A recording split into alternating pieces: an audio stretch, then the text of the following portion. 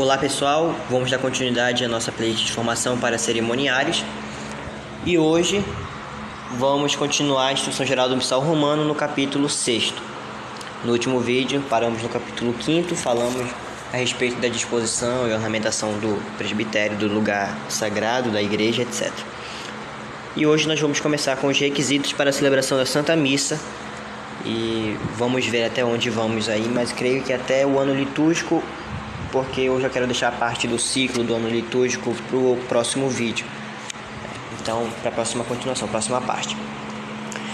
Repito, leiam a Instrução Geral do Missal Romano, porque eu só estou fazendo aqui uma espécie de resumo bem resumido, o resumo do resumo do resumo. O básico mesmo, que é necessário destacar aqui para vocês. Então, parem de assistir o vídeo se vocês ainda não leram. Vão lá na internet, pesquisem, que lá tem a Instrução Geral do Missal Romano em PDF. Ou então, no início do Missal Romano, nas sacristias lá, chegue um pouco mais cedo antes de servir para ler e comece a ler a Instrução Geral do Missal Romano, porque é essencial para você que vai ser ou é cerimoniário. Quais são os requisitos, então, para a celebração da Santa Missa? O que é necessário para celebrar a Santa Missa? Você sabe me responder quais são os requisitos, ou seja, quais são as coisas necessárias para celebrar a Santa Missa? Duas coisas principais. Quais são elas? Fique pensando, tente fazer uma analogia à celebração da Santa Missa e o que não pode faltar na missa. O microfone não pode faltar, as velas, o que? A lâmpada do sacrário, um altar dedicado, um presbitério elevado, mais digno, ornamentado. O que não pode faltar? O missal, o lecionário. Pois bem, todas essas coisas, objetos que eu citei agora, são partes integrantes, são elementos integrantes da missa. Existem os elementos essenciais, os elementos integrantes e os elementos acessórios. Se você já estudou sobre as orações, você sabe do que eu estou falando, né? No 9º ano, etc. Se você já estudou, você vai saber o que eu estou falando. Em português. A parte essencial para a celebração da Santa Missa, ou seja, os requisitos essenciais para a celebração da Santa Missa são o pão e o vinho. Eles não podem faltar para a celebração da Santa Missa. Existe até uma história de um cardeal que foi preso em um país estrangeiro aí, não me lembro, não me recordo, e ele celebrava a Santa Missa somente com um pedacinho de pão e uma gota de vinho. O pão era o pão que ele recebia mesmo eu acho que recebia da própria delegacia, preso lá. E o vinho entrava dentro da delegacia para ele em forma de, dentro de um frasco de remédio. Falavam que era remédio e ele utilizava esse vinho então para celebrar a Santa Missa. Então lá dentro da cela dele ele celebrava a Santa Missa sem missal, sem lecionário, sem microfone, sem vela, porque ele não poderia chamar muita atenção, né? Senão ia ser com certeza ali castigado, até mesmo morto. Perseguição a ele, aos cristãos, etc. E aí ele celebrava a Santa Missa somente com pão, um pedaço de pão bem pequeno e uma gota de vinho. Então esses são os elementos essenciais para a Santa Missa: pão e vinho. É lógico que, por exemplo, o vinho tem a gota de água. Eu acho que água com certeza tinha na delegacia, então creio eu que ele usava também, mas dependendo de cada circunstância, pode ser mesmo pão com o vinho. É o essencial, o pão e o vinho. Se não tem pão e não tem vinho, aí não tem missa. Agora, pode ser que o pão e o vinho sejam de outras matérias que nós conhecemos. O que eu quero dizer com isso é o seguinte: não é somente ser pão e vinho para celebrar a Santa Missa. Não é qualquer pão e qualquer vinho. Não pode ser, por exemplo, um pão que a gente compra na padaria. Não pode. Muito menos um biscoito, uma torrada, outra coisa que simbolize um pão. Não pode. E vinho, a mesma coisa. Não pode ser um vinho de maçã, um vinho tinto de outra coisa, de qualquer outra fruta, sei lá. Um vinho que a gente compra assim na loja, assim no mercado. Não pode. Então, quais são as características essenciais do pão e do vinho. O pão ele deve ser feito de trigo, sem mistura alguma, sem nada. Ou seja, sem fermento, que nós chamamos de pão ázimo, conforme a tradição da Igreja Latina.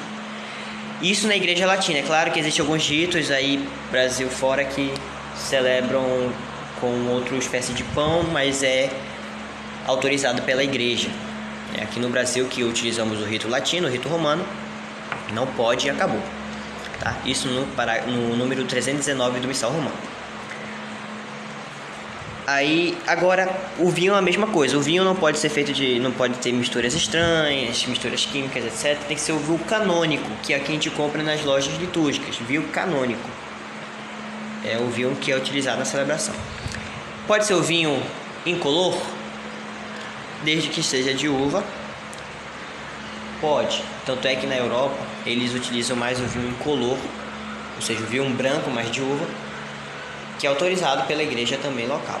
Isso porque suja menos as alfaias, etc e tal, mas é recomendável que se utilize o vinho tinto porque da representação mesmo do sangue de Cristo.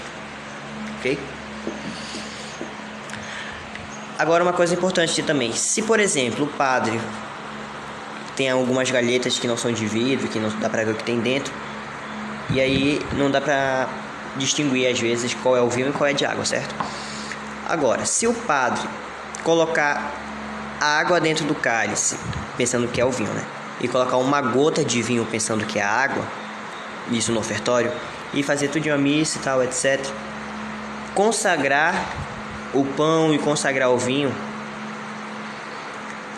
e quando for na hora de comungar, quando ele for tomar do sangue de Cristo, ele perceber que tem água lá dentro. Isso já depois de consagrado na hora da comunhão, e ele perceber que tem água. O que ele deve fazer? O que o padre deve fazer? Pode ser que ele esqueça do que deve ser feito, né? Pode ser que ele esqueça do que deve ser feito, mas você, cerimoniário que vai estar servindo com ele, deve saber o que deve ser feito. E o que é que deve ser feito? Se você leu a Instrução Geral do Opcional Romano e prestou atenção no número 324, você já sabe a resposta. Eu vou ler aqui para vocês. Se depois da consagração ou quando vai comungar, o sacerdote percebe que no cálice não foi colocado vinho, mas água, derrame a água em algum recipiente, coloque vinho com água no cálice, consagrando com a parte da narração da instituição correspondente à consagração do cálice, sem ser obrigado a consagrar novamente o pão. Da instrução que eu li do livro, página 124, mais o número 324. O número do parágrafo. Então, se o padre percebeu isso lá na hora da comunhão, o que ele faz? Ele derrama essa água dentro do cálice, dentro de um recipiente, pode ser numa teca, numa âmbula vazia, ou até mesmo numa bacia, assim, do lavabo, para depois jogar no toco de uma planta ou até mesmo beber. E ele faz o seguinte, chama o coroinha, traz vinho e traz água de novo na calheta, e coloca o vinho dentro do cálice, coloca a gota de água, agora já da maneira correta, e consagra o cálice, somente o cálice. A consagração, como eu já falei para vocês, fica sempre em caixa alta nos livros litúrgicos, e no missal é a narração da instituição, ou seja, tomai todos e bebei, e este é o meu sangue, etc e tal, o cálice do meu sangue, etc. Essa é a consagração, então ele só faz essa parte, repete essa parte, e o vinho se transforma ali no corpo, no sangue de Cristo.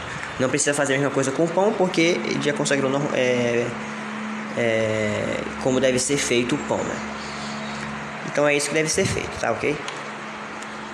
A respeito das alfaias, as alfaias elas podem ser confeccionadas de acordo com a índole de cada tradição, de cada povo povo tem o seu costume, mas desde que corresponda devidamente ao seu uso destinado ao sagrado, né? Não pode ser também qualquer coisa assim esbanjosa que vale tirar a atenção do que é verdadeiramente o sagrado, que é a Santíssima Eucaristia, né?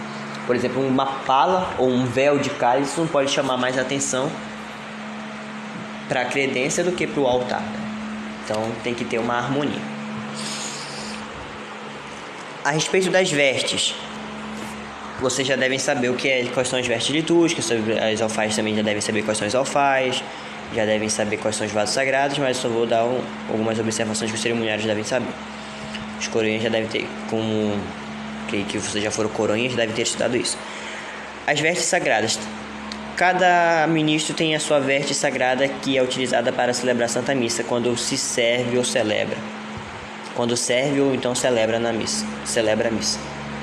Não pode simplesmente celebrar a Santa Missa com uma roupa do corpo normal, ou só com a batina, ou só com o hábito, não pode. É claro que existem as diversas circunstâncias. Por exemplo, o cardeal que eu falei lá da história no início do vídeo, que estava preso, ele não utilizava a túnica, não utilizava a casula nem nada. Ele somente celebrava do jeito que ele estava. Mas ali era um caso específico. Se tem na sacristia, então celebre com ela. Entendeu?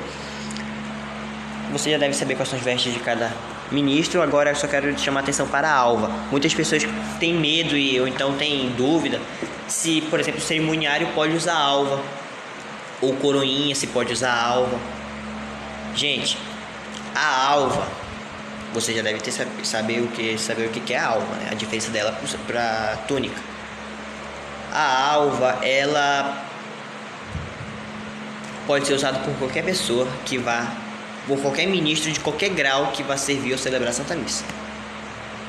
Coroinha, leitor, cantor, salmista, diácono, padre, bispo, papa, acólito.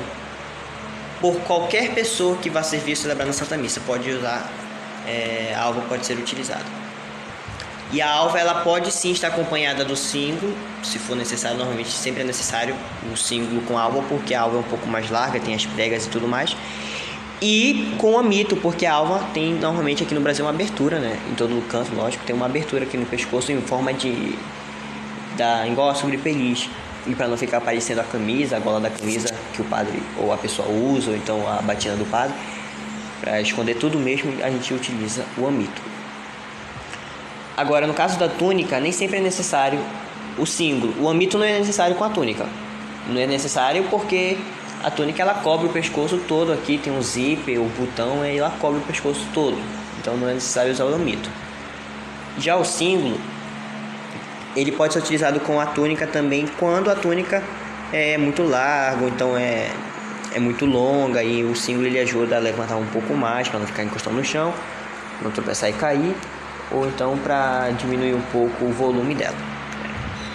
No número 336 diz o seguinte: a alva é a veste sagrada comum a todos os ministros ordenados e instituídos de qualquer grau. Ela será cingida à cintura pelo símbolo, a não ser que seu feitio a dispense.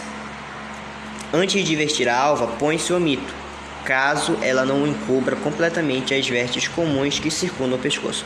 Aqui fala todos os ministros ordenados e instituídos. Aqui nós percebemos que os ordenados são os diáconos, padres, bispos, e os instituídos são os leitores e os acólitos. Os leitores e os acólitos instituídos, que normalmente são instituídos pelo próprio bispo, ou então, em caso de ordem religiosa, pelo superior da ordem. Nós que somos meros ministros investidos, aí há uma concessão em alguns casos. Por isso que a maioria dos coroinhas utilizam uma túnica vermelha com uma sobrepeliz, os cerimoniários uma túnica ou a batina preta com a sobrepeliz, etc. Por isso que cada caso é um caso. Mesmo que você possa usar a alva, que é a túnica, só que com abertura aqui e tal, mesmo que você possa utilizá-la, se o padre falar que os coroinhas vão utilizar só a túnica, é para utilizar só a túnica. Se o padre, o seu pároco, o diretor do grupo vai falar que vocês vão usar a túnica vermelha com a sobrepeliz branca, é para usar a túnica vermelha com a sobrepeliz branca. Ou você usa o que o padre manda e o grupo pede, ou você não é coroinha e sai do grupo. Ou você obedece o que é mandado, ou você sai. Não tem essa de querer revolucionar a igreja e o grupo de coroinhas, não. Sei que foi um barulho agora, foi um jambo que caiu aqui na sala da catequese. Então, vamos continuar agora com os outros objetos também litúrgicos.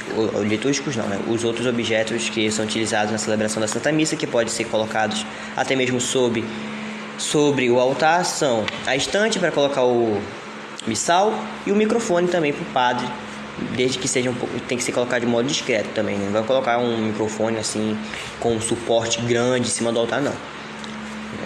Deixa ele de modo discreto lá. as intenções para a Santa Missa, caso o padre for utilizá-la, a liturgia diária dele, caso ele vá fazer homilia utilizando a liturgia, e outras coisas também. Então, vamos para o capítulo 7. Capítulo 7 fala a escolha da missa e de suas partes. Creio que vocês já sabem que existem as missas. Eu já expliquei lá no início, no outro vídeo, as missas que são celebradas com o povo e as missas que são celebradas sem o povo.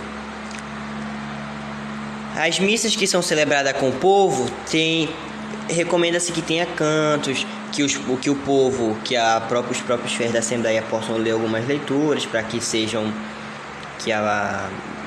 mais intimamente ligados com a celebração, e etc e tal. Que tenha essa homilia, etc. Agora, quando é sem povo, não há necessidade de fazer homilia, porque o padre normalmente celebra sozinho. Ele vai fazer homilia para quem? Para ele mesmo. Não há necessidade de ler em voz alta as leituras, porque só vai estar ele lá mesmo na missa. E não é necessário responder as respostas da oração eucarística, né? Por exemplo, fazei de nós o seu corpo e o seu espírito, lembrai-vos ao Pai da vossa igreja, lembrai-vos ao Pai dos vossos filhos, etc. Não precisa responder, porque o padre vai estar sozinho, ele só faz direto a oração eucarística. E mesmo se ele estiver só com um ajudante, só com um coroinha, que é a missa com assistência de um só ministro, também não há necessidade não. Então, e existem, dentro das missas com o povo, até mesmo sem povo, existem os tipos de missa. Nós vamos ver no ano litúrgico, quando for falar sobre ele, que existem as missas solenes, as missas comuns, né, do dia corrente, do dia de semana mesmo. Existem as missas memoráveis, das memórias dos santos, que podem ser memórias facultativas ou então obrigatórias. A diferença é que as facultativas, o padre não é obrigado a celebrá-la, enquanto as memórias, o padre como o próprio nome já diz, é obrigado a celebrar. Depois vem as festas, que o padre é obrigado a celebrar, é festa, né? Está um pouco mais acima. E por último, as solenidades. Existem as missas que são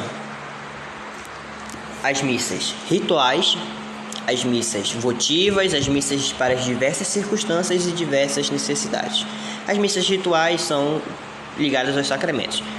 Missa de batismo, missa de crisma, missa de ordenação sacerdotal, diaconal, episcopal, as missas de casamento, matrimônio, as missas de exéquias e etc. Existem também as missas votivas, que são votivas das nossas devoções, as missas em devoção a Nossa Senhora, a missa votiva em devoção a São José, etc. Existem também as missas para as diversas circunstâncias e necessidades, para pedir água, para a guerra, pela pátria, pelo povo, pelo perdão dos pecados. Existem vários modelos de missas para diversas circunstâncias e necessidades. É bom você ver lá no índice geral do missal romano. Então, o padre ele pode celebrar a missa ritual, diversas circunstâncias e necessidades, e as missas votivas em qualquer dia do tempo comum da semana. Ele só não pode celebrar essas missas quando cai numa memória obrigatória, quando cai numa festa ou quando cai numa solenidade. Ele não pode celebrar, ok? A escolha dela é feita pelo padre, mas nem sempre o padre pode celebrar, porque existem os graus de celebração e cada um tem a sua precedência. Quando houver a liberdade de optar entre a memória do calendário universal e a do calendário diocesano ou religioso, dê preferência de pé igualdade, segundo tradição memorial particular. Isso a respeito do calendário litúrgico, que nós vamos ver lá no ano litúrgico, que eu vou falar para vocês a respeito do calendário particular e geral, mas é basicamente isso que eu estou falando. Se tem, por exemplo, cada paróquia tem o seu padroeiro, e o meu padroeiro é Santo Ângelo, 5 de maio. Não tem nem memória facultativa e nem obrigatória no lecionário e no missal. Então as outras paróquias não vão celebrar Santo Ângelo, vão celebrar a missa do dia mesmo, do tempo comum, se for o caso, ou a missa que o padre escolher, de ritual, de batismo, de crisma, ou a missa de votiva de Nossa Senhora, não sei. Vai depender da paróquia que a missa for celebrada. Agora aqui na minha paróquia vai ser não só memória, porque padroeiro da cidade é padroeiro da paróquia. Não vai ser então só uma memória facultativa e nem obrigatória. Também não vai ser uma festa, porque é padroeiro. Vai ser o quê? Vai ser uma solenidade. Para nós é uma solenidade, porque é o nosso padroeiro. Assim como se fosse um dia de Nossa Senhora Aparecida, que é o padroeiro do Brasil, uma solenidade. Então é dia de preceito. Por isso, dê-se preferência para a celebração da memória do santo, o nosso padroeiro, porque é uma solenidade e não a missa do dia da semana mesmo, ou então a missa de uma memória de outro santo, etc. Tem que ser daquela solenidade. Basicamente é isso, ok? O padre não pode simplesmente sair escolhendo as missas assim. Para os domingos e solenidades estão marcadas 3 leituras. Normalmente a do profeta, a primeira leitura, a do apóstolo, a segunda leitura, e o evangelho, que são dos 4 evangelistas, que levam o povo cristão a compreender a continuidade da obra da salvação, segundo a admirável pedagógica divina. Na memória dos santos, a não ser que haja próprias, leem-se normalmente as leituras dedicadas no dia da semana.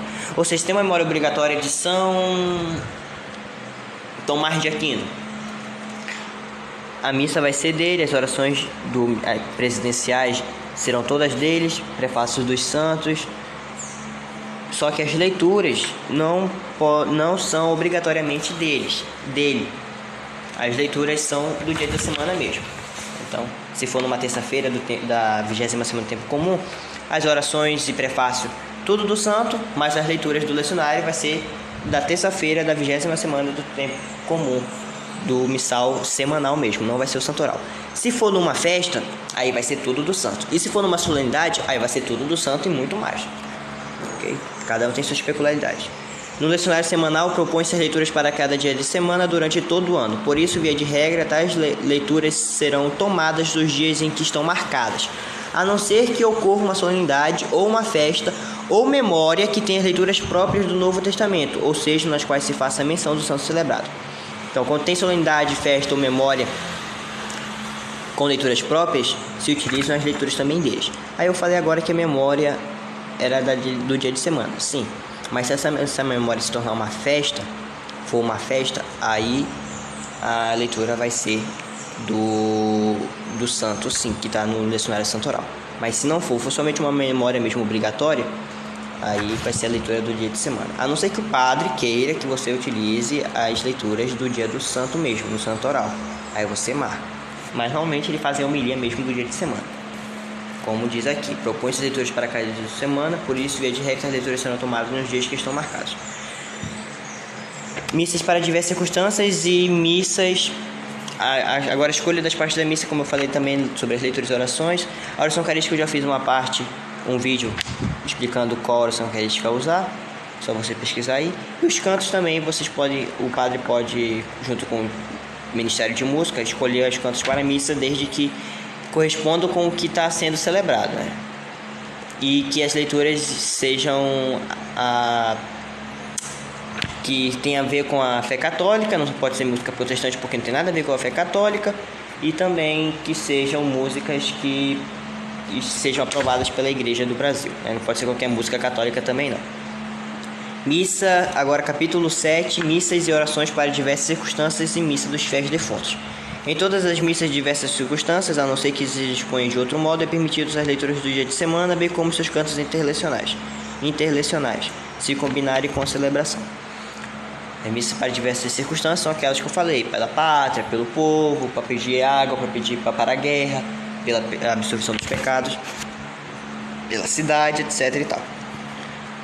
As missas rituais dos sacramentos e sacramentais, elas são proibidas no domingo do Advento, da Quaresma, nas solenidades, nos dias da oitava da Páscoa, na comemoração de todos os fiéis defuntos, 2 de novembro, na quarta-feira de cinzas, e também nos dias de semana da Semana Santa, observando-se, além disso, as normas contidas nos livros rituais e nas próprias missas. Tem no final eu já até mostrei em algum vídeo, no final do Cerimonial dos Bispos, tem uma tabelinha assim mostrando quais são as missas que são proibidas e concedidas para celebrar em cada tempo litúrgico. Tem lá, por exemplo, domingo da Páscoa, do Advento e Quaresma, aí, missas rituais. tem um tracinho de menos, ou seja, que não pode, proíbe-se. E quando tem um tracinho de mais é porque permite-se. Aí missas rituais, proíbe-se no domingo do Advento, Quaresma, e não pode. Missa votiva, proíbe-se também. Missa para diversas circunstâncias, proíbe-se. Tem que fazer a missa daqueles domingos, porque são domingos solenes. Todo domingo é solene, então tem que fazer daquele domingo. E aí no próximo vídeo vou dar só um breve mesmo comentário a respeito do tempo litúrgico, do ano litúrgico, do ciclo, para depois continuar no lecionário, na introdução do lecionário da missa. Então é isso, pessoal. Qualquer coisa deixe aí nos comentários sobre paz e bem.